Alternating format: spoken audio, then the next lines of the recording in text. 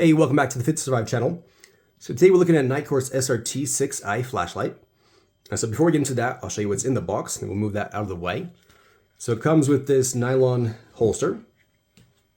Then it has the lanyard and the replacement O-rings for when those need to be changed. And it comes with the charging cable. And I like that they have the cable organizer on there. All right, so that's all that came in the box with this particular flashlight. All right, so kind of run over the specs. This has 2,100 lumens. It does have a longer throw than usual. So they boast 510 meters for the throw of the flashlight. You can really see by the way that the lens is set up that this is meant for distance.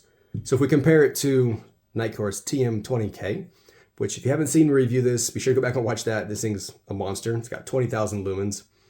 But anyways, you can see the floodlight style and the spotlight in the middle. And so then looking back at this, you can tell that this is set up for not as like a spotlight, but for more distant throw. All right. Other than that, it has a built-in 5,000 milliamp, I'm sorry, not built-in, a replaceable, removable 5,000 milliamp hour battery. So that's from Nitecore. And it is rechargeable inside the flashlight. So it has a Type-C charging port right here in the front. All right, so you got Type-C, which is nice to see on these kind of flashlights. All right, so another really interesting feature is the actual method for turning this on and off, or should I say more for selecting the modes, not for turning it on and off. Basically, you have a lockout button here. It's not really a button, basically a selection. And so you see if you push the button, nothing happens. And then you slide over to the 1, it's going to be the lowest setting. And slide over to the 2, it's going to be a medium. And you don't have to turn it off to change between the different modes. You can just turn to the next. So that's a 3, it's the highest. That's at 2,100 lumens. If you turn over to tactical, you notice it turns off. That's because on the tactical mode, when you push the button, it turns on, you let go, it turns off. All right, so let's go outside real quick, and I will show you the brightness of this outside. All right, so here's on the low setting, and the medium, and the high. And you see it's more of a spotlight, not so much of a floodlight, and so meant more for shining out there in the distance. All right, and then one more thing that I also want to mention about the actual button and stuff that I should have mentioned before we went outside is that whenever you have this on, let's go turn this to, let's say 1. So you have it turned on, there's a mode button. When you click the mode, it'll take it into a strobe. Or if you do not have the flashlight on and you push that button, you'll get a short strobe until you let go, basically.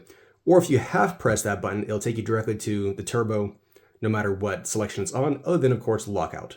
And lockout, nothing happens no matter what you push. And that's really convenient, having that lockout.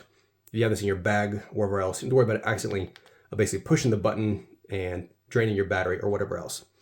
Another interesting thing that they've done, it's not really major, but I really appreciate it, is that with the setup they have here in the back, you can stand this flashlight up and it'll stay on its own.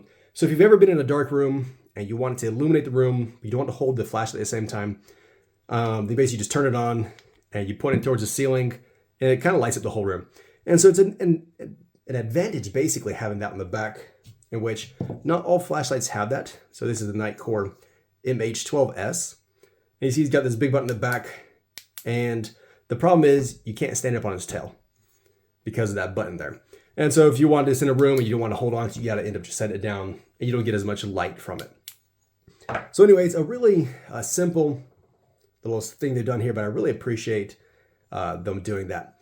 All right, another thing is here on the front, on the bezel, you'll notice they have these little beads, and these are actually ceramic beads. And so these are meant to break glass. And so let's go ahead and I'll do a demonstration of that right now. So what we're gonna do first is kind of a scratch test. And so right in the bezel, I'm gonna choose one of these knots that does not have the ceramic bead, and you'll notice the sound.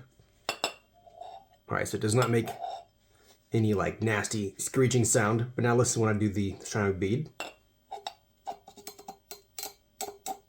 right, so you can see you can hear it scratching into it. So what we're gonna do is we're gonna put this into a bag, try to keep down the the glass shards. That's also why I'm in gloves. Just don't want any unnecessary cuts. All right, so we can just try and see what a strike does, if it'll break this jar or not. There we go. All right, so you can see, yeah, just some small little scratches right there from breaking that jar. So anyways, that's the ceramic beads in the front, so kind of helping you escape a car or whatever else. All right, I don't think I mentioned, this is an IP68, a waterproof rating, and this should be good for out in the rain. If you drop it into the river, the water, it shouldn't have any damage done to it. All right, so this flashlight costs $110 on Amazon, so I'll include links to that. So let me know what you think about this flashlight, especially about this, basically this user interface, if you like having that where you select the brightness in advance and you push the button, turn it on.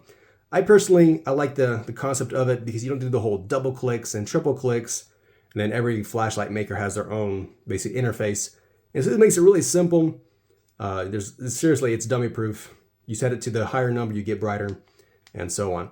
So anyways, let me know what you think about that, and thanks for watching. Don't forget to subscribe.